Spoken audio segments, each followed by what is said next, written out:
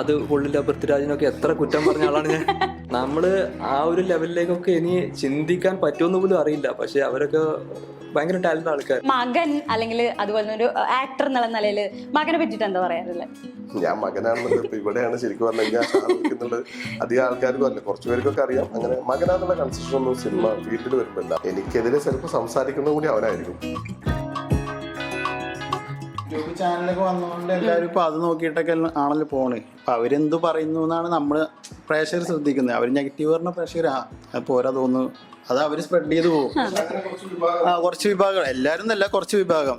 നേരെ മറിച്ച് എല്ലാ പടങ്ങളും കാണുന്നതാണ് എൻ്റെ അഭിപ്രായം. ഉള്ളതിൽ ഡിഫറെൻ്റ് ആയിട്ടും വ്യത്യസ്തമായിട്ടുള്ള ട്രീറ്റ്മെൻറ്റ് നമ്മൾക്ക് മാക്സിമം ചെയ്യുക, നമ്മളാലാവുന്ന രീതിയിൽ നമ്മുടെ സിറ്റുവേഷൻ അനുസരിച്ച് പറ്റുന്നതൊക്കെ മാക്സിമം കൊടുക്കുക. പിന്നൊക്കെ അവർ തീരുമാനിക്കണം, അവർ തന്നാലേ ഉള്ളൂ. ഈ ആർട്ടിസ്റ്റുകൾ എൻ്റെ മലയാള സിനിമയ്ക്ക് ഒരു മോശം വരാത്തൊരു പേരുണ്ടാക്കുന്ന ഒരു സിനിമ കൊടുക്കണം എന്ന് ആഗ്രഹിക്കുന്ന ഒരാളാണ് ഞാൻ, ഒരു സിനിമ കലാകാരൻ എന്നുള്ള രീതിയിൽ. അതിൻ്റെ പരമാവധി ഞങ്ങളെല്ലാവരും ശ്രമിച്ചിട്ടുണ്ട്. മുറിവ് എന്ന സിനിമയുടെ വിശേഷങ്ങളുമായി ഇന്ന് എൻ്റെ കൂടെ ഉള്ളത് ചിത്രത്തിന്റെ സംവിധായകനും താരങ്ങളുമാണ്. എല്ലാവർക്കും നമസ്കാരം. അപ്പൊ സംവിധായകനിൽ നിന്ന് തന്നെ തുടങ്ങാം. ഇപ്പൊ ഞാൻ ട്രെയിലറൊക്കെ കണ്ടപ്പോൾ എനിക്ക് മനസ്സിലായത് ഒരു മാസ് ആക്ഷൻ മൂവി ആയിട്ടാണ് എനിക്ക് മനസ്സിലായത്. ഒരു എലമെന്റ് ഉണ്ട്. അപ്പൊ ശരിക്കും പ്രേക്ഷകർക്ക് എന്താണ് മുറിവ് കൊടുക്കാൻ പോകുന്നത്? മുറിവ് ശരിക്കും പറഞ്ഞാൽ ആക്ഷൻ സൈക്കോ ത്രില്ലർ തന്നെയാണ് സിനിമ. കൃത്യമായിട്ടും നമ്മുടെ സമൂഹത്തിലുണ്ടാവുന്ന ഹൃദയത്തിനേറ്റ മുറിവ് എന്ന് പറയില്ലേ, ഒരുപാട് കാറ്റഗറിയിൽപ്പെട്ട കുറച്ച് ആൾക്കാരുണ്ട്. നമ്മുടെ സമൂഹത്തിന് വിപത്തായി മാറുന്ന ആളുകൾക്ക് എങ്ങനെയാണ് അവർ എന്തുകൊണ്ടാണ് ഈ ഒരു സിറ്റുവേഷനിൽ എത്തിയെന്നുള്ളത് വ്യക്തമായിട്ട് സൂചിപ്പിക്കുന്ന കുടുംബ ബന്ധങ്ങളിലേക്ക് എത്തുന്ന ഒരു സബ്ജക്റ്റാണ്. ഓക്കെ, ഇപ്പൊ കുടുംബ ബന്ധങ്ങളുടെ കാര്യം പറഞ്ഞു. പക്ഷെ സിനിമയുടെ ട്രെയിലർ കാണുമ്പോൾ നമുക്ക് കൂടുതലും ഈ ആക്ഷനും ഇടി അങ്ങനത്തെ സാധനങ്ങളാണ് മനസ്സിലാവുന്നത്. അപ്പോൾ അത് തമ്മിലുള്ള ഒരു ബന്ധം എങ്ങനെയാണുള്ളത്? കുടുംബ ബന്ധങ്ങളിലൂടെ തന്നെയാണ് സബ്ജക്റ്റ് പോകുന്നത്. കാരണം കുടുംബത്തിൽ നിന്ന് എങ്ങനെയാണോ സമൂഹത്തിന് വിപത്താവുന്ന തരത്തിലേക്കുള്ള മാറ്റങ്ങൾ ഉണ്ടാവുന്നത്, അല്ലെങ്കിൽ ഒരാൾ എങ്ങനെയാണ് ഉണ്ടാവുന്നത് എന്നാണ് ഞാൻ കഥയിലൂടെ പറയാൻ ഞങ്ങൾ ശ്രമിച്ചിട്ടുള്ളത്. പിന്നെ ആക്ഷൻ തീർച്ചയായിട്ടും അത് ആ ബേസ്, സിനിമയുടെ ബേസ് വരുമ്പോൾ ആക്ഷനിലൂടെയാണ് അത് പറയുന്നത്. കാരണം ഇത്തരത്തിലുള്ള വൈകാരികമായിട്ടുള്ള സന്ദർഭങ്ങളിലേക്ക് എത്തുമ്പോൾ അത് നമ്മൾ പറയണമെങ്കിൽ ആ ആക്ഷൻ്റെ അകമ്പടിയോടെ അതിനോട് ചേർത്തിട്ടേ നമുക്ക് പറയാൻ പറ്റുള്ളൂ. അതില് കുടുംബത്തിൽ നിന്നാണ് നമുക്കിത് വരുന്നതും കുടുംബം തന്നെയാണ് ഈ സിനിമ കാണേണ്ടതും എന്നുള്ളത് തന്നെയാണ്.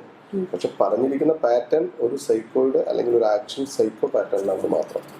അതുപോലെ തന്നെ ഇപ്പൊ പുതുമുഖ താരങ്ങളൊക്കെയാണ് ഈ സിനിമയിൽ അഭിനയിച്ചിട്ടുള്ളത്. ഏറ്റവും വലിയ പ്രത്യേകത എന്ന് പറയുന്നത് സാറിന്റെ മോൻ ഇതിൽ അഭിനയിച്ചിട്ടുണ്ട്. ഞാൻ ഇതിപ്പോ ഇവിടെ വന്നപ്പോഴാണ് എനിക്കത് മനസ്സിലായത്. അപ്പൊ എങ്ങനെ ഉണ്ടായിരുന്നു ഒരു സിനിമയ്ക്കുള്ള ഒരു എക്സ്പീരിയൻസ്? എങ്ങനെ ഉണ്ടായിരുന്നു? ഭയങ്കര അടിപൊളിയായിരുന്നു, എല്ലാവരും കൂടി സെറ്റായിട്ട്. പിന്നെ വാപ്ജി ഡയറക്ടർ ആയതുകൊണ്ട് ഒരു പേടി ഉണ്ടായിരുന്നു, ഇപ്പം അനുവിൽ ഇങ്ങനത്തെ സീക്വൻസ് ഒക്കെ അഭിനയിക്കണമല്ലോ, അങ്ങനത്തെ ഒരു പരിപാടിയൊക്കെ ഉണ്ടായിരുന്നു. പക്ഷെ ഫുൾ എൻജോയ് ആയിരുന്നു, ക്രൂവും കൊള്ളായിരുന്നു, പിന്നെ ഫുൾ സെറ്റ് ആണ്. അല്ല, വാപ്പച്ചി എന്തെങ്കിലും സജഷൻ ഒക്കെ തരാറുണ്ടോ? പിന്നെ ഡയറക്ടർ അല്ലേ, തരാണ്ടിരിക്കാൻ പറ്റില്ലല്ലോ. അല്ല ഇപ്പൊ സിനിമ വരുന്ന സമയത്ത് ഇപ്പൊ വാപ്പിച്ചി എന്നുള്ളതായിരിക്കില്ലല്ലോ ഡയറക്ടർ, അങ്ങനെ തോന്നിയിട്ടുള്ളത്? ഇല്ല, എനിക്കങ്ങനെ പ്രത്യേകിച്ച് തോന്നിയില്ല. അവിടെ പോകുമ്പോ ഡയറക്ടർ ഷൂട്ട് ചെയ്യുന്ന വാപ്പിച്ചി വാപ്പിച്ചി എന്നുള്ളതല്ല, ഡയറക്ടർ എടുക്കുന്നു.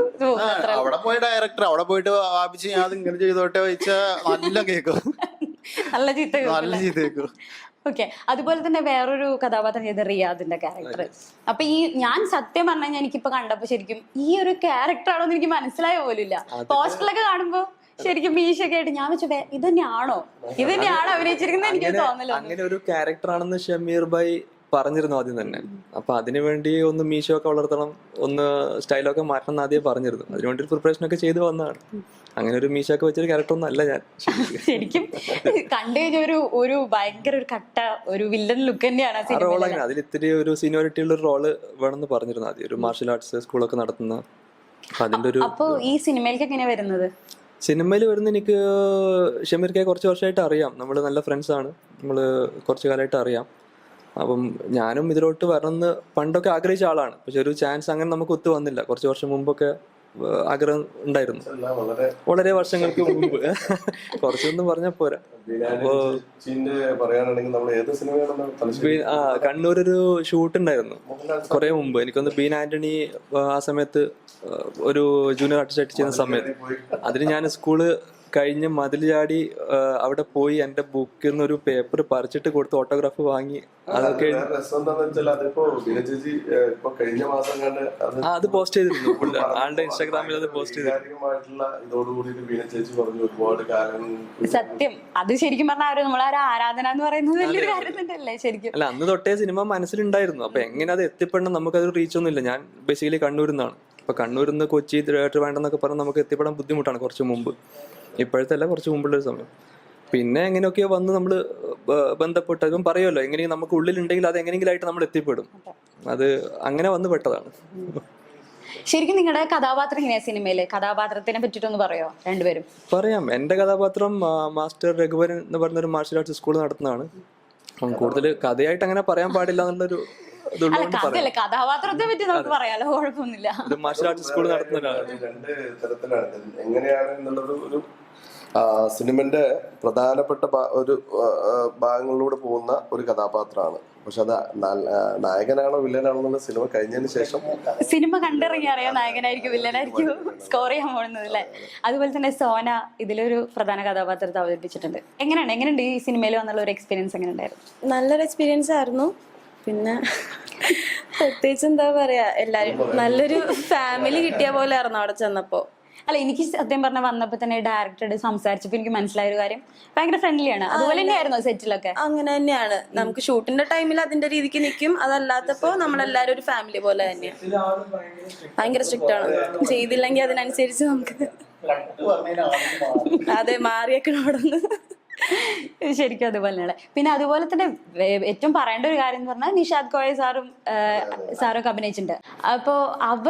അവരെങ്ങനെയാണ് ഈ സിനിമയിലേക്ക് വരുന്നത്? അജയേട്ടൻ ഇതില് പ്രധാനപ്പെട്ട ഒരു കഥാപാത്രം അവതരിപ്പിക്കുന്നുണ്ട്. അവരോടൊപ്പമാണ് ശരിക്കും പറഞ്ഞു കഴിഞ്ഞാൽ 99% പുതുമുഖങ്ങൾ തന്നെയാണ്. പുതുമുഖങ്ങൾ എന്ന് പറഞ്ഞ് ഇവരൊക്കെ 10-20 വർഷത്തോളമായിട്ട് സിനിമന്റെ ഓരോ ഭാഗത്തിലൂടെ, ഓരോ സൈഡിലൂടെ, ഓരോ സിനിമ എന്താണെന്ന് അറിയുന്ന ആൾക്കാരാണ്. വളരെ ഈസി ആയിരുന്നു വർക്ക്. കുറച്ച് നമുക്ക് അങ്ങനെ വല്ലാണ്ട ഒരു പുതുമുഖങ്ങൾ ചെയ്യേണ്ട പോലെ ഒന്നല്ല. പക്ഷെ കുറച്ച് എന്താണ് കഷ്ടപ്പെട്ട മറ്റേ വേഷങ്ങൾ ചെയ്തവരാണ് ഇവരൊക്കെ. അത് നിങ്ങൾ സിനിമ കാണുമ്പോൾ അറിയാം. നമുക്ക് തീർച്ചയായിട്ടും ഇത് എന്താണ് ഇവർക്ക് കരിയറിൽ ഒരു ഗുണം ചെയ്യും. പുതുമുഖങ്ങൾ തീർച്ചയായിട്ടും വേണമല്ലോ നമുക്ക്. അല്ല, നല്ലൊരു സമയമാണ് നമ്മുടെ മലയാളത്തിന്. ഇന്ന് ഞാൻ പല സ്ഥലങ്ങളിലും പോകുന്നതാണ്, സംസാരിക്കുന്നതാണ്. മുംബൈ പോയാലും അല്ലെങ്കിൽ ഹൈദരാബാദ് പോയാലും അല്ലെങ്കിൽ ചെന്നൈ പോയാലും ഒക്കെ നമ്മളോട് ഇപ്പോൾ ചോദിക്കുന്നത് മലയാള സിനിമന്റെ ഗ്രോത്ത് എങ്ങനെ, മഞ്ഞുമൽ ബോയ്സ്, നമ്മുടെ സിനിമകളെല്ലാം എല്ലാത്തിനെ കുറിച്ചും ഭയങ്കരമായിട്ട് അവർ ചോദിക്കുന്നുണ്ട്. അപ്പൊ ഇപ്പൊ ഇറങ്ങിയ ഗുരുവായൂർ അമ്പലനട ടർബോ, അതേപോലെ തന്നെ ഇപ്പോൾ റീസെന്റ് ഇറങ്ങിയ മന്ദാകിനി വരെ നമ്മളുടെ സുഹൃത്തുക്കൾ ചോദിക്കുന്ന സിനിമ. നല്ല സമയമാണ്. അപ്പോൾ ഞാൻ പറയുന്നത് ഇത്തരത്തിലുള്ള സിനിമകളും, അതായത് വെച്ചാൽ പുതുമുഖങ്ങൾക്കും ചെറിയ സിനിമകൾക്കും ഒക്കെ മലയാളത്തിൽ ഓഡിയൻസ് വേണം. അപ്പോൾ ഇതിൽ പ്രധാനപ്പെട്ട കഥാപാത്രങ്ങളായിട്ടുള്ള രീതിയിൽ പ്രധാന 2 പേരെന്ന് വെച്ചാൽ, ഒന്ന് മാസ് ഡയറക്ടർ അജയേട്ടനുണ്ട്, പിന്നെ അതേപോലെ തന്നെ സ്ക്രിപ്റ്റ് ആയിട്ട് അദ്ദേഹത്തിന്റെ പുതിയ സിനിമ, ആദ്യ സിനിമയാണ് അല്ലെ, നിഷാദ് അഭിനയിക്കുന്ന ആദ്യ സിനിമയാണെന്നാണ് അല്ലെ? നിഷാദ് ആദ്യത്തെ സിനിമയാണ്. അദ്ദേഹവും നല്ലൊരു വേഷം ചെയ്തിട്ടുണ്ട്. 2 പേരും അവരുടെ റോള് മനോഹരമാക്കി. നിങ്ങൾ കാണുമ്പോൾ മനസ്സിലാവും അത്. ശരിക്കും ഇപ്പൊ അജയേട്ടന്റെ ക്യാരക്ടർ കണ്ടു കഴിഞ്ഞാൽ ഇപ്പോഴും സിനിമകളും കഥാപാത്രങ്ങളും ഒക്കെ എപ്പോഴും ഒരു മാസ് എലമെന്റ് ഉള്ളതിന് ശരിക്കും ഈ സിനിമയിലും അതുപോലെ തന്നെയാണോ ശരിക്കും? അതെ, അദ്ദേഹം അതായത് ഞാൻ പറയാം, എൻ്റെ മമ്മൂട്ടിയാണ് അജയേട്ടൻ എന്ന് പറയുന്നത് നമ്മൾ ഈ സിനിമയത്തെ. കാരണം അദ്ദേഹം ഒരുപാട് നല്ല രീതിയിൽ ചെയ്തിട്ടുണ്ട്, കഷ്ടപ്പെട്ടിട്ടുണ്ട് അതിന് വേണ്ടിയിട്ട്. അതിൻ്റെ പ്രതിഫലം എനിക്ക് തോന്നുന്നു ഫ്രെയിമിൽ വളരെ മനോഹരമായിട്ട് കിട്ടിയിട്ടുണ്ട്. നല്ല അടിപൊളി. അത് പറയേണ്ട ആവശ്യമില്ല, കാരണം നമ്മളൊന്നും അദ്ദേഹത്തെ പറയാനോ വിലയിരുത്താനൊന്നും ആളല്ല. നമ്മൾ ഗുരുനാഥനാണ്. അദ്ദേഹം സൂപ്പറാണ്. അത് സിനിമ കണ്ടു കഴിഞ്ഞാൽ എല്ലാവർക്കും അത് മനസ്സിലാവും. ഇപ്പൊ പുതുമുഖങ്ങളുടെ കാര്യം പറഞ്ഞല്ലോ, പക്ഷെ ഇപ്പൊ പല സിനിമകളിലും ഒരു സിനിമ അഭിനയിച്ചു കഴിഞ്ഞാൽ പുതുമുഖങ്ങൾ അഭിനയിച്ചു, ആ സിനിമ അഭിനയിച്ചു, പക്ഷെ അത് ഒരു വിജയത്തിലെത്തണമെങ്കിൽ കുറച്ചൊരു സ്ട്രഗിൾ ആണ് ശരിക്കും. ആ ഒരു കഥാപാത്രത്തിനും അല്ലെങ്കിൽ ഒരു ആക്ടറിനും അത് ഭയങ്കര ബുദ്ധിമുട്ടുള്ള കാര്യമല്ലേ? എന്താണ് നിങ്ങൾക്ക് പറയാനുള്ളത്? അത് നമ്മളിപ്പം അങ്ങനെ ഒരു ബാക്ക്ഗ്രൗണ്ടിൽ നിന്ന് വന്നതല്ല. അപ്പം ആഗ്രഹം ഉണ്ടെന്ന് മാത്രമേ ഉള്ളൂ. പക്ഷെ ഇതിൻ്റെ അകത്ത് കാല് വെക്കുമ്പോഴാണ് നമ്മൾ അറിയുന്നത് ഇത് എത്ര പൊള്ളുന്നൊരു ഫീൽഡാണെന്നുള്ളത്. അപ്പം അവിടെ സെറ്റിൽ എത്തിക്കഴിയുമ്പം ഇവർ പറയുന്നത് അതുപോലെ ബ്ലൈൻഡായിട്ട് ഫോളോ ചെയ്യുക, നമ്മുടെ ഇൻപുട്ട് കൊടുക്കുക, അത് മാത്രമേ നമുക്ക് ചെയ്യാനുണ്ടായിരുന്നുള്ളൂ. അപ്പം കുറേ പഠിക്കാനുണ്ട്. നന്നായിട്ട് പഠിക്കാൻ പറ്റി കുറേ കാര്യങ്ങൾ. നമ്മൾ പുറത്തുനിന്ന് കാണുമ്പോൾ ഞാനൊക്കെ സിനിമ കാണാൻ മുമ്പൊക്കെ പോയിക്കൊണ്ടിരുന്നപ്പോൾ ഒരു സിനിമ നോക്കിയിട്ട് അത് കൊള്ളില്ല, പൃഥ്വിരാജിനൊക്കെ എത്ര കുറ്റം പറഞ്ഞ ആളാണ് ഞാൻ. ഞാൻ പറഞ്ഞിട്ടുണ്ട്, ഞാൻ അല്ല പൃഥ്വിരാജിനെ നമ്മള് ഇഷ്ടം പോലെ സിനിമയിൽ വരുന്നതിന് മുന്നേ ആ അല്ല സിനിമയിൽ വരുന്നതിന് മുൻപ് നമ്മളൊരു പ്രേക്ഷകനാണല്ലോ. അതെ അതെ സിനിമയിൽ വന്ന് നമ്മൾ അതിൽ ഇപ്പോഴും നമ്മൾ പ്രേക്ഷകർ തന്നെയാണ് അല്ലെ. അപ്പൊ നമുക്ക് അതിന്റെ അഭിപ്രായവും കാര്യങ്ങളും ഉണ്ടാവും. കറക്റ്റ്, അതാ ഞാൻ പറഞ്ഞത്. വെറുതെ ജസ്റ്റ് പറഞ്ഞപ്പോ പറയാം, രാജേന്ദ്രന്റെ സ്റ്റോപ്പ് വയലൻസ് എന്നുള്ള സിനിമ കഴിഞ്ഞിട്ട് അന്ന് എനിക്ക് വളരെ ചെറിയ കുറച്ച് വർഷങ്ങൾക്ക് മുമ്പാണ് ഈ സ്റ്റോപ്പ് വയലൻസ് എന്നുള്ള സിനിമ കഴിഞ്ഞതിന് ശേഷം ഞാനത് കണ്ട് സാജൻ സാറിന്റെ അത് കണ്ടതിന് ശേഷം എനിക്ക് തോന്നുന്നു പിറ്റേ ദിവസം രാവിലെ 5:30 മണിക്ക് എനിക്ക് ട്രെയിന് കയറി ഞാൻ എറണാകുളത്ത് വന്ന് അപ്പോ കഥ പറഞ്ഞു ഞാൻ പോയിട്ട് അദ്ദേഹത്തിനോട് അപ്പോയിന്റ്മെന്റ് എടുത്തിട്ട് അന്ന് ഞാൻ പറഞ്ഞ സൂപ്പർ ആക്ഷൻ സ്റ്റോറി ആയിരുന്നു. കഥ കേട്ട് അന്ന് VK പ്രകാശ് സാർ ഉണ്ടായിരുന്നു. പക്ഷെ എനിക്ക് സാറിന് അറിയില്ല. ഞാൻ പറഞ്ഞു എനിക്ക് രാജ് സാറിനോട് മാത്രമേ കഥ പറയാൻ പറ്റുള്ളൂ എന്ന് പറഞ്ഞു. അദ്ദേഹം മാറി തന്നു. കഥ പറഞ്ഞിട്ട് അദ്ദേഹം അന്നത്തെ കാലത്ത് അത്ര ഇൻട്രസ്റ്റോടെ കണ്ട ഒരു ആക്ടറാണ് അദ്ദേഹം. ഞാൻ അന്ന് പറഞ്ഞ കഥകളൊക്കെ സൂപ്പർ റോളുകളൊക്കെ ചെയ്ത് സൂപ്പർമാനായിട്ട് ഇരിക്കല്ലേ അല്ലേ. പൃഥ്വിരാജിനെ ഞാൻ കണ്ണൂര് വർഗം എന്ന് പറഞ്ഞ സിനിമയുടെ ഷൂട്ടിങ്ങിന്റെ സമയത്ത് ഒരു മിന്നായം പോലെ കണ്ടതാണ്, ഒരു പ്രാവശ്യം മാത്രം. അപ്പം ആ സമയം തൊട്ട് ഞാൻ എനിക്കറിയാം വളരെ ഇതായിട്ട് ഞാൻ ആരാധിക്കുന്ന ഒരു വ്യക്തിയാണ് പുള്ളി. പുള്ളിയുടെ സിനിമ ഒക്കെ കാണുമ്പോൾ പല സ്ഥലത്തും ഞാൻ ആ സമയത്തൊക്കെ ഞാൻ കുറെ കുറ്റം പറഞ്ഞിട്ടുണ്ട്. അയ്യോ അതെങ്ങനെ ഇങ്ങനെ എന്റെ ഉള്ളിലുള്ള ഞാൻ പറയുന്നത്. ഇവിടെ വന്ന് ഇതിന്റെ അകത്ത് കയറിയപ്പോഴാണ് മനസ്സിലായത് ഇത് എങ്ങനെയാണ് ഒന്ന് ഉണ്ടാക്കിയെടുക്കുന്നത്. അപ്പം നമ്മള് ആ ഒരു ലെവലിലേക്കൊക്കെ ഇനി ചിന്തിക്കാൻ പറ്റുമെന്ന് പോലും അറിയില്ല. പക്ഷെ അവരൊക്കെ ഭയങ്കര ടാലന്റ് ആൾക്കാർ. അല്ല അത് നമുക്ക് പറയാൻ പറ്റില്ല. ഇപ്പൊ പ്രേമലു എന്നുള്ള സിനിമ ഒരു സൂപ്പർ സ്റ്റാർ ഇതിലുള്ളതല്ല വിജയിച്ചിട്ടുള്ളത്.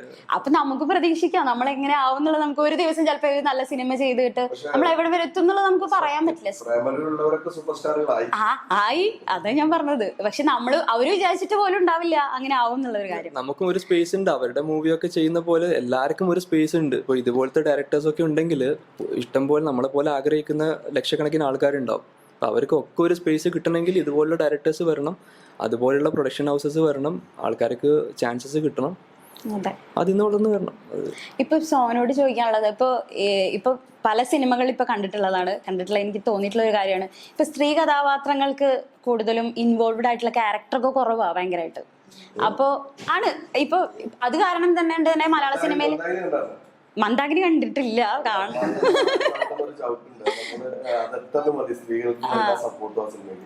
എന്നാലും ഒരു മെജോറിറ്റി നോക്കുകയാണെന്നുണ്ടെങ്കിൽ കുറവാണ്. ഇപ്പൊ ആ ഒരു ഇതിനെ പറ്റിട്ട് എന്താ പറയാനുള്ളത്? പക്ഷെ ഇപ്പോൾ ഉള്ള സിനിമകളിൽ പിന്നെയും ഗേൾസിന് ഇമ്പോർട്ടൻസ് കൊടുക്കുന്നുണ്ട്. ഇനിയും വരാൻ കിടക്കുന്നുണ്ട് കുറെ മൂവി. അതിലും ഇതുപോലെ ഗേൾസിന് തന്നെ ഇമ്പോർട്ടൻസ്. കാരണം ഗേൾസ് തന്നെ ഒരുപാട് ഫൈറ്റ് ചെയ്ത് കിടക്കുന്ന, കുറെ സ്ട്രഗിൾ ചെയ്ത് വരുന്ന കുറെ സിനിമകളുണ്ട്. അപ്പൊ അങ്ങനെ ഒരു ഇത് അറിയില്ല. ഈ സിനിമയിലെ എങ്ങനെയായിരുന്നു ഈ ഇൻവോൾവ്മെന്റ് എങ്ങനെയായിരുന്നു? ഞാൻ ഇപ്പൊ റിയാദിക്കയുടെ വൈഫായിട്ടാണ്. ഞാൻ കോളേജ് ടീച്ചറാണ്. അപ്പൊ നല്ലൊരു ക്യാരക്ടറാണ് എനിക്ക് കിട്ടിയത്. മാക്സിമം എനിക്ക് നല്ലൊരു എക്സ്പീരിയൻസും കിട്ടി. എനിക്ക് പറ്റുന്ന രീതിയിൽ ഞാൻ ആക്ടിങ് ചെയ്തിട്ടുണ്ടല്ലേ. ഇപ്പൊ സാർ ഇപ്പൊ നമ്മൾ പറയാറുണ്ട്, ഇപ്പൊ പറഞ്ഞല്ലോ നേരത്തെ കുറെ സിനിമകൾ വിജയിച്ചു എന്നൊക്കെ പറയുന്നുണ്ട്. അപ്പൊ ഇപ്പൊ ഇങ്ങനെ ഒരു സിനിമ എടുക്കുമ്പോൾ എത്രത്തോളം ചലഞ്ചിങ് ആയിരിക്കില്ലേ? ഇപ്പൊ ഒരു ഇത്രയും ഒരു വിജയ തിളക്കത്തിലാണ് നിൽക്കുന്ന മലയാള സിനിമ എന്ന് പറയുന്നത്. ശരിക്കും പറഞ്ഞാൽ ചലഞ്ചിങ് അല്ല. ശരിക്കും പറഞ്ഞു കഴിഞ്ഞാൽ ഒരു എന്താ പറയാ, എങ്ങനെ പറയാ, നമ്മള് മത്സരിക്കാനുള്ള അല്ലെങ്കിൽ നമ്മളിലുള്ള എന്തെങ്കിലും കൊടുക്കാനുള്ള ഒരു ആവേശം എന്നാണ് ഒരു സത്യം പറഞ്ഞു കഴിഞ്ഞാൽ. നമുക്ക് പേരുദോഷം ഉണ്ടാക്കാത്ത ഒരു സിനിമ കൊടുക്കണം എന്നുള്ളത് ഒരു ഉത്തരവാദിത്തമായിട്ട് എന്തായിരിക്കുന്നു മലയാളം നല്ലൊരു മാറ്റമായിട്ടാണ് എനിക്ക് തോന്നുന്നത്. കാരണം ഏത് സിനിമ ചെറിയ സിനിമ എടുക്കുമ്പോഴും വലിയ സിനിമ എടുക്കുമ്പോഴും നമ്മളെല്ലാവരും ചിന്തിക്കുന്ന ഒരു സിറ്റുവേഷൻ വന്നിട്ടുണ്ട്. കാരണം ഇന്നത്തെ ഓഡിയൻസ് ചെറിയ സംഭവങ്ങൾ, മൈന്യൂട്ടായ ചെറിയ സംഭവങ്ങൾ മതി അവർ ജഡ്ജ് ചെയ്യാൻ. ചെറിയ കുട്ടികൾക്ക് പോലും അറിയാം ഇവർ ചെയ്യുന്ന സംഭവങ്ങളൊക്കെ എന്ത് തരത്തിൽ ഇവർ ട്രോളി ഉണ്ടാവും. അതൊക്കെ ഇവർക്ക് തിരിച്ചു കിട്ടാൻ വരുന്നൊരു കാലം ആയി തുടങ്ങി ഏകദേശം. പക്ഷെ നമുക്ക് ഉത്തരവാദിത്തത്തോടെ നല്ല സിനിമ ചെറുതാണെങ്കിലും വലുതാണെങ്കിലും ചെയ്യാനുള്ള ഒരു സ്പേസിലൂടെയാണ് ഇപ്പൊ നമ്മൾ കണ്ടുപോകുന്നത്. അപ്പൊ അതിന്റെ ഒരു ഉത്തരവാദിത്തം നമുക്ക് കുറച്ച് കൂടിയുണ്ട്. കുറച്ചൊരു ശ്രദ്ധ നമുക്ക് സിനിമ എടുക്കുന്നതിൽ ഉണ്ടായിട്ടുണ്ട് അല്ലെ. പക്ഷെ പല സിനിമകളും ഇപ്പോ നല്ല നല്ല ത്രെഡ് ഉള്ള സിനിമകളും പലതും ഈ ഒരു ഇതിൽ ഒഴുക്കിൽപ്പെട്ട് പോയിട്ടുണ്ട്. കുറെ സിനിമകൾ അങ്ങനെ വന്നു പോയിട്ടുണ്ട്. പല സിനിമകളും നല്ല ത്രെഡ് ആയിരിക്കും. പലരും OTT-യിൽ വന്നതിന് ശേഷമായിരിക്കും ചിലപ്പോ നല്ല. ഇപ്പൊ ഇരട്ടാന്ന് പറഞ്ഞൊരു സിനിമ ഉണ്ടായിരുന്നു. തിയേറ്ററിലൊന്നും അത്ര വലിയ ഇതില് ഓടിയിട്ടുണ്ടായിരുന്നില്ല. പക്ഷെ അത് OTT-യിൽ വന്ന സമയത്ത് പക്ഷെ അത് തിയേറ്ററിൽ എത്രത്തോളം പ്രേക്ഷകർ വന്നു. പല സിനിമകളും ഞാൻ പോകുമ്പോൾ കണ്ടിട്ടുണ്ട് 10 പേരുണ്ടാവും, അല്ല 5 പേരുണ്ടാവും. ഞാൻ ഒരു സിനിമ കാണുമ്പോൾ ഇപ്പൊ എനിക്കുണ്ടായ ഒരു അനുഭവം 10 പേരുണ്ടെങ്കിൽ സിനിമയിൽ ഉള്ളിലോട്ട് കയറാൻ പറ്റുള്ളൂ എന്ന് എന്നോട് പറഞ്ഞിട്ടുണ്ട്. അതില് എന്താ സംഭവിക്കുന്നുള്ളത് നമുക്കും അറിയില്ല. ചില സിനിമകൾക്കൊക്കെ ഈ പറഞ്ഞ പോലെ നല്ല എല്ലാ തരത്തിലുള്ള അഭിപ്രായമുള്ള സിനിമക്കും ചിലപ്പോൾ പ്രേക്ഷകർ ഉണ്ടാവില്ല. നമുക്കത് ജഡ്ജ് ചെയ്യാൻ പറ്റില്ല. അത് പ്രേക്ഷകർ തന്നെ തീരുമാനിക്കണം. അവരാണ് നമ്മളെ ദൈവങ്ങൾ, ഒരു സംശയവും വേണ്ട. കാരണം പ്രേക്ഷകരില്ലെങ്കിൽ സിനിമയില്ല, സിനിമാക്കാരുമില്ല. അപ്പൊ അതുകൊണ്ട് അവരെ വിലയിരുത്താനും നമുക്ക് കഴിയില്ല. അവർക്ക് വേണ്ട സിനിമകൾ എന്താന്നുള്ളത് കണ്ടുപിടിച്ച് നമുക്ക് കൊടുക്കാനും പറ്റില്ല. ഉള്ളതിൽ ഡിഫറെന്റ് ആയിട്ടും വ്യത്യസ്തമായിട്ടുള്ള ട്രീറ്റ്മെന്റ് നമ്മൾക്ക് മാക്സിമം ചെയ്യുക. നമ്മളാലാവുന്ന രീതിയിൽ നമ്മുടെ സിറ്റുവേഷൻ അനുസരിച്ച് പറ്റുന്നതൊക്കെ മാക്സിമം കൊടുക്കുക. പിന്നൊക്കെ അവർ തീരുമാനിക്കണം. അവർ തന്നാലേ ഉള്ളൂ. നമ്മൾ ഈ ആർട്ടിസ്റ്റുകള്, സംവിധായകര് എല്ലാവരും ഉള്ളൂ. അവരില്ലെങ്കിൽ നമ്മളില്ലല്ലോ. നമ്മളില്ല, നമ്മൾ ഒന്നും ഇല്ലേ. ഇല്ല. പക്ഷെ ഒരു കാലത്ത് സിനിമകളിലൊക്കെ ഇതുപോലെ പല പല ത്രെഡ് വന്നാലും അതൊക്കെ നല്ല രീതിയിൽ വിജയിച്ചിട്ടുണ്ട്. അത് പ്രേക്ഷകരെ ഏറ്റെടുത്തിട്ടുണ്ട് അല്ലേ? നിങ്ങൾക്ക് എന്താ പറയാനുള്ള? യൂട്യൂബ് ചാനലൊക്കെ വന്നതുകൊണ്ട് എല്ലാവരും ഇപ്പൊ അത് നോക്കിയിട്ടൊക്കെ ആണല്ലോ പോണ്. ഇപ്പൊ അവരെന്ത് പറയുന്നു എന്നാണ് നമ്മള് പ്രേക്ഷകർ ശ്രദ്ധിക്കുന്നത്. അവർ നെഗറ്റീവ് പറഞ്ഞ പ്രേക്ഷകർ പോരാ തോന്നുന്നു. അത് അവര് സ്പ്രെഡ് ചെയ്ത് പോകും. കുറച്ച് വിഭാഗം, എല്ലാരും എന്നല്ല, കുറച്ച് വിഭാഗം. നേരെ മറിച്ച് എല്ലാ പടങ്ങളും കാണുന്നതാണ് എൻ്റെ അഭിപ്രായം. ഏതൊരു പടമായാലും അതിലൊരു കഥ ഉണ്ട്. ചിലപ്പോ കണ്ടു കഴിഞ്ഞാലേ മനസ്സിലാവുള്ളൂ. കൊള്ളില്ലായിരിക്കാം, എന്നാലും ഒരു വട്ടെങ്കിലും ആ പടം കാണാൻ ഉണ്ടാവുമായിരിക്കും. അപ്പം പക്ഷേ ഈ ഫാമിലി ഓഡിയൻസ് എപ്പോഴും പറയുന്ന ഒരു കാര്യം, അല്ലെങ്കിൽ കുറച്ച് ഇപ്പൊ ഫാമിലി ഓഡിയൻസിന് കൂടുതലും ഈ ആക്ഷൻ അങ്ങനത്തെ കാര്യങ്ങളൊന്നും കൂടുതൽ ഇഷ്ടപ്പെടില്ല. അല്ലെങ്കിൽ കോമഡി എപ്പോഴും പറയാറുണ്ട്. പലരും ഞാൻ പറയുന്നത് കേട്ടിട്ടുണ്ട്, കോമഡി ഇല്ലേ കുറച്ച് ഭയങ്കര അതാണെന്നൊക്കെ പറയാറുണ്ട്. പക്ഷെ ഇപ്പത്തെ ഫാമിലി മാറി തുടങ്ങി എന്നൊക്കെ തോന്നുന്നു. ആവേശം എന്ന സിനിമ കംപ്ലീറ്റ്ലി ഫാമിലി എങ്ങനെ കൊണ്ടാടിയത്. വല്യമ്മമാരടക്കം അതിനെ കുറിച്ച്, ഫഫാനെ കുറിച്ച് അടിപൊളിയായിട്ടുള്ള ഇത് പറയുന്നുണ്ടായിരുന്നു. ഞാൻ നേരിട്ട് കണ്ട നമുക്കത് കാണുമ്പോൾ തന്നെ നമുക്കൊരു ഇൻസ്പിറേഷൻ ആണ്. രാജമാണിക്യം കണ്ടൊരു ഫീലിംഗ്.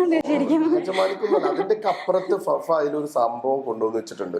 അത് എന്താ പറയാ, ഫീൽ ചെയ്യുന്നവർക്ക് മനസ്സിലാവും.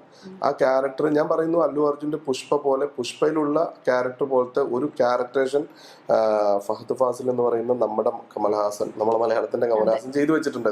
അത് ഫസ്റ്റ് മുതൽ ലാസ്റ്റ് വരെ ആ കഥാപാത്രവുമായിട്ട് കറക്റ്റായിട്ട് കണക്ട് ആയിട്ടുണ്ട്. അതിന്റെ മൊത്തം ക്രൂവും മനോഹരമായിട്ട് അത് എല്ലാ പ്രേക്ഷകരും, അത് ഇവിടെ മാത്രമല്ല ഞാൻ പറയുന്നത്, ടോട്ടൽ വേൾഡ് മുഴുവൻ അംഗീകരിച്ചിരിക്കുന്നത് ഫാമിലി ആയിട്ട് കണ്ടു. എന്നാൽ അതിൽ ഫസ്റ്റ് തന്നെ പറയുന്ന അമ്മമാരോടും കുടുംബങ്ങളോടും ക്ഷമിക്കാനാണ് പറയുന്നത്. മനസ്സിലായില്ലേ? പക്ഷെ അത് അങ്ങനത്തെ സിനിമകൾ മനോഹരമായിട്ട് തന്നെ കുടുംബങ്ങൾ ഏറ്റെടുക്കുന്നുണ്ട്. പക്ഷെ അതില് കുറച്ച് സീരിയസ് റോൾ ആയിരുന്നെങ്കിൽ എനിക്ക് തോന്നുന്നു ഇത്രത്തോളം വിജയിക്കും തോന്നിയില്ല.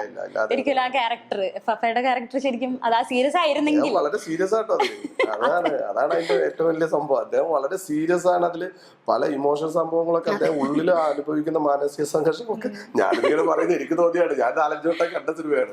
അതെ, ഓൾമോസ്റ്റ് ഞാൻ ഫവന്റെ ഫാനും കൂടിയാണ്. ഇപ്പൊ അജൻ സാറിന്റെ കാര്യം പറഞ്ഞല്ലോ, അപ്പൊ എന്തെങ്കിലും ഇപ്പൊ സ്ക്രിപ്റ്റ് എഴുതുന്ന സമയത്ത് സജഷൻ പറയാറുണ്ടോ? ഇപ്പൊ ഇങ്ങനെ ഒരു മാസ് എലമെന്റ് ഒക്കെ ഡയറക്ടർ ആണല്ലോ പുള്ളി, അപ്പൊ എന്തെങ്കിലുമൊക്കെ സജഷൻ പറയാറുണ്ടായിരുന്നു? അദ്ദേഹം ഒരുപാട് നമുക്ക് സപ്പോർട്ട് ചെയ്തിട്ടുണ്ട്. അത് അങ്ങനെ നമ്മളിതിലൊന്നും ഇങ്ങനെയൊന്നും പറയില്ല, ഇങ്ങനെ ചെയ്യുന്നൊന്നും പറയില്ല. ചില സമയത്ത് നമ്മൾ എടുക്കുന്ന സമയത്തൊന്നും മെല്ലെ ഇരിക്കുന്ന മെല്ലെ തേടിയിട്ട് ചിലപ്പോൾ നമ്മുടെ അടുത്തൊക്കെ ഒന്ന് വരും. അത് സ്വാഭാവികമായിട്ടും സപ്പോർട്ടുണ്ട്. നമുക്ക് നല്ല രീതിയിൽ സപ്പോർട്ട്, മറ്റേ മാറ്റങ്ങൾ വരുത്താനോ അങ്ങനൊന്നും നിർദ്ദേശിക്കാറില്ല. അദ്ദേഹം ആക്ടറായിട്ട് വരുമ്പോൾ ആക്ടർ തന്നെ ആയിരിക്കും. ഇപ്പൊ മകന്റെ കാര്യം പറഞ്ഞിരുന്നു. മകൻ അല്ലെങ്കിൽ അതുപോലെ ഒരു ആക്ടർ എന്നുള്ള നിലയില് മകനെ പറ്റിട്ട് എന്താ പറയാറില്ലേ? ഞാൻ മകനാണെന്നുള്ളത് ഇപ്പൊ ഇവിടെയാണ് ശരിക്കും പറഞ്ഞു കഴിഞ്ഞാൽ ഷാറുഖിന്നുള്ളത് അധികം ആൾക്കാർക്കും അറിയില്ല. കുറച്ചു പേർക്കൊക്കെ അറിയാം. അങ്ങനെ മകനാന്നുള്ള കൺസെഷൻ ഒന്നും സിനിമ ഫീൽഡിൽ വരുമ്പോഴല്ല. അവിടെ അവരെ എല്ലാവരും ചോദിച്ചറിയും. ഇവരെ കൂട്ടത്തിൽ തന്നെ ഒപ്പം എന്നേക്കാൾ കൂടുതൽ അവരോടൊപ്പം ഉണ്ടാവുക. എനിക്കെതിരെ ചിലപ്പോൾ സംസാരിക്കുന്ന കൂടി അവനായിരിക്കും. അത് സിനിമന്റെ ഒരു ഇതിലാണ്. അത് ഞാൻ പറഞ്ഞല്ലോ, അവൻ്റെ ആക്ടറെ മാത്രമാണ് നമ്മൾ അവിടെ സെലക്ട് ചെയ്തിട്ടുള്ളത്.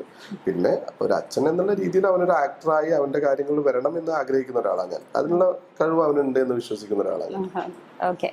അപ്പൊ മുറിവ് ഇപ്പൊ തിയേറ്ററിൽ വരാൻ ഒരുങ്ങാണ് ഈ സിനിമയ്ക്ക്. എല്ലാരും ഒതുങ്ങി, ഞാൻ മാത്രം സംസാരിച്ചു അല്ല, അവരൊക്കെ സംസാരിച്ചല്ലോ, എല്ലാരും സംസാരിച്ചു. പക്ഷെ എനിക്ക് പറയാനുള്ളത്, ഒരു സിനിമ ഇറങ്ങിക്കഴിഞ്ഞാലായിരിക്കും നിങ്ങൾക്ക് കൂടുതൽ പറയാനുണ്ടാവുക. ഇപ്പൊ ഈ സിനിമയുടെ ഞാനടക്കം എല്ലാവരായാലും ഇപ്പൊ നമ്മൾ ഈ ട്രെയിലർ കണ്ടിട്ടും ഒക്കെയാണ് നമ്മൾ ഇന്റർവ്യൂ ചെയ്യുന്നത്. സിനിമ കഴിഞ്ഞാൽ നിങ്ങൾക്ക് കുറെ പറയാനുണ്ടാവും പ്രേക്ഷകർ. സിനിമ കഴിഞ്ഞതിന് ശേഷം ഒരു ഇന്റർവ്യൂ നമുക്ക് ഇരിക്കാം. എന്തായാലും തീർച്ചയായിട്ടും ഒരു കാര്യം ഞാൻ പറയാം. ഒന്ന്, പുതുമുഖങ്ങളാണ് എന്നുള്ള രീതിയിലോ അല്ലെങ്കിൽ മറ്റുള്ളവരെ, ഇതൊരു എന്താ പറയാ, ഇൻട്രസ്റ്റിങ്ങോടെ കണ്ടിട്ട് നിങ്ങൾക്ക് ഹാപ്പി ആവുന്ന ഒരു സിനിമയായിരിക്കും മുറിവ്. അതിൽ ഞാൻ വാക്ക് നൽകും. ഇന്നത്തെ സിറ്റുവേഷൻ ഞാൻ പറഞ്ഞല്ലോ, ഒരു സിനിമ ഇറക്കണമെങ്കിൽ അത് എത്രത്തോളം, കാരണം എൻ്റെ മലയാള സിനിമയ്ക്ക് ഒരു മോശം വരാത്തൊരു പേരുണ്ടാക്കുന്ന ഒരു സിനിമ കൊടുക്കണം എന്ന് ആഗ്രഹിക്കുന്ന ഒരാളാണ് ഞാൻ, ഒരു സിനിമ കലാകാരൻ എന്നുള്ള രീതിയിൽ.